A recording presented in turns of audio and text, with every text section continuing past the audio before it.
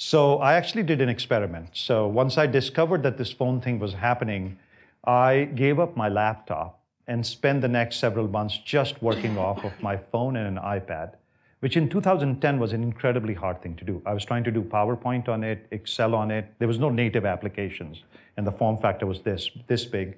So I did that for several months. It was painful, but I felt like you could do that, right? And so that proved to me that this platform, which was sort of still embryonic, if it was this productive and this sort of portable, that there's a probability that this thing is likely to succeed. The second thing was actually what one of my mentors said, which is, as entrepreneurs, we have this syndrome. He calls it the YAFO syndrome. The entrepreneur's name is Kanwal Reiki, and he called it the YAFO syndrome. I don't know if you've read about it, but it's called yet another effing opportunity syndrome, right? And what ends up happening is that when you get an idea and you see its application, see it can be applied here, it can be applied here, it can be applied here, I can do it this, and if I don't do this, somebody else will do this. And so after a while, you feel like you have to do everything simultaneously. And most great ideas die, not because they're not great ideas, but because you diversify and sort of broaden out very quickly.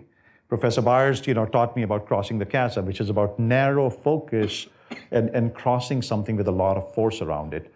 So once I nailed down this focus on phone, I knew I only wanted to focus on that one thing, because building for it will be so hard that diffusing it will actually bifurcate the team, bifurcate the resource, and bifurcate the energy. So the combination of those two things allowed me to build the conviction to go down that path.